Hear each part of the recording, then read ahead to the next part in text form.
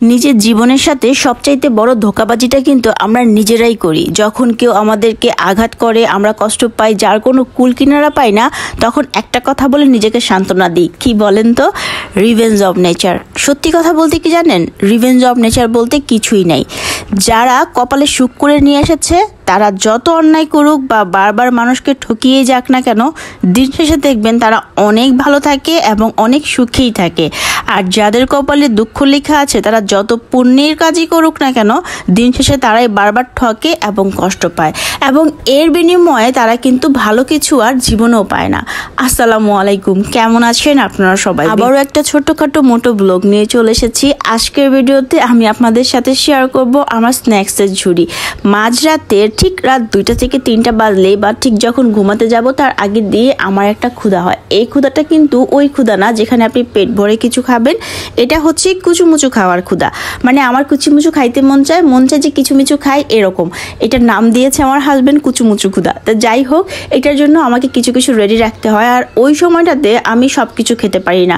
So আম্মু আমাকে অনেকগুলো নকশি পিঠা এবার বানিয়ে দিয়েছে, বলেছে বাসায় নিয়ে এগুলোকে জাস্ট অল্প অল্প বের করবা আর খাবা। একসাথে যদি খুলে রাখি তাহলে এগুলো শক্ত শক্ত হয়ে যায়, এই কারণে অল্প অল্প করে বের করে এভাবে করে রেখে দিচ্ছি। আর আমি একটু টেকনিক্যালি এর উপর আরেকবার গুড়ের লেয়ার দিয়ে নিচ্ছি, এটা আমার কাছে আরও বেশি ভালো লাগে। মানে জাঙ্ক ফুডের একটা বস্তা আমি, এই আর কি। সো দেখেন কতটা গ্রেভি লাগতেছে না? প্রথম দিয়ে মন ভরেনি, আমি আরেকবার দিয়েছি। সো এখানে আমি 3টা পিঠা রেখেছি, আর 2-3 দিনের মধ্যে এটা আমি ঘুরে ঘুরে অল্প একটু খাবো। আর এখানে আছে বিভিন্ন ধরনের যে নাটস বলেন বা ড্রাই ফ্রুটস বলেন, সেগুলোকে আমি অল্প একটু লবণ দিয়ে সটে করে নিয়েছি হালকা ঘিয়ের মধ্যে। এটাও খেতে ভালো লাগে, এটা আপনার পুষ্টির চাহিদাটাও মেটাবে। আর এখানে কিছু আমি স্ন্যাক্স রেখেছি, বিস্কিট। যে বিস্কিটগুলো আমার পছন্দ, যেমন আমার একটু ক্রিস্পি টাইপ বিস্কিট পছন্দ, যার কারণে আমি টিপ নিয়েছি। আর এই ডাইজেস্টিভ যে বিস্কিটটা আছে, এটা আমার সবসময় পছন্দ, যার কারণে আমি এটাও একটা নিয়ে নিয়েছি। আর হ্যালো বিস্কিটটা আমার রিসেন্ট মানে ফেভারিট, কারণ এটার উপরে একটা চিনির লেয়ার থাকে যেটা ভালো লাগে। আর এই জুসটার কথা কি বলবো, এই জুসটা আমার ভীষণ পছন্দ। সেদিন স্বপ্নে গিয়ে সবার আগে আমি বাজার করতে গিয়ে জুসটা নিয়ে একটা দৌড় দিছি। তো যাই হোক, সেটাও এখানে রেখে দিলাম। একটা কেক রেখেছি। আর এই যে ডেইরি মিল্ক, এটা আমি প্যাকেট মানে অনেকগুলো কিনেছিলাম, লাস্ট একটাই রয়েছে, তাই এটা দিয়ে আপাতত সাজিয়ে ফেললাম। আর এখানে যে খাবারগুলো দেখতে পাচ্ছেন, এগুলো কিন্তু এই যে বিস্কুট যেমন আছে, আমি কিন্তু ক্ষুধা লাগলে একদিনেই খেয়ে ফেলবো না, 2-3টা করে খাবো, আবার একটু বক্স করে রাখবো। মানে ওই সময়টাতে না হালকা কিছু খেতে ইচ্ছে করে, একদমই মাইল্ড কিছু। আর এখানে একটা স্যুপ আছে, এটা এখানে রেখেছি। যদিও ওই মাঝরাতে উঠে আমি স্যুপ রান্না করবো না মোটেও, কিন্তু এখানে রাখলে আমার খুঁজে পেতে সহজ হবে, মনে থাকবে। আর শেষে রেখেছি এটা হাজমোলাটা না অনেক সময় দেখবেন খাবার খাওয়ার পর মুখে একটু কেমন কেমন লাগে।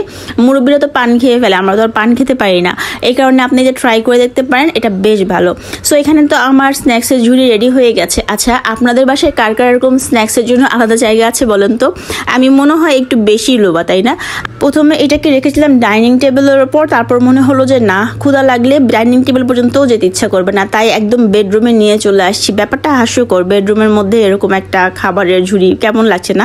যাই হোক, জীবনকে যতটুকু যেভাবে সহজ করা যায় তাই আমাদের করা উচিত, কারণ বর্তমানে সবার জীবনে অনেক বেশি কঠিন হয়ে গেছে। সো আমার আজকের ভিডিওতে এতটুকুই ছিল। আপনাদের কাছে ভিডিওগুলো কেমন লাগছে তা কিন্তু আমাকে কমেন্টসের মাধ্যমে জানিয়ে থাকবেন। চ্যানেলে নতুন হয়ে থাকলে অবশ্যই চ্যানেলটি সাবস্ক্রাইব করে পাশের বেল বাটনটি প্রেস করে দিবেন। আল্লাহ হাফেজ।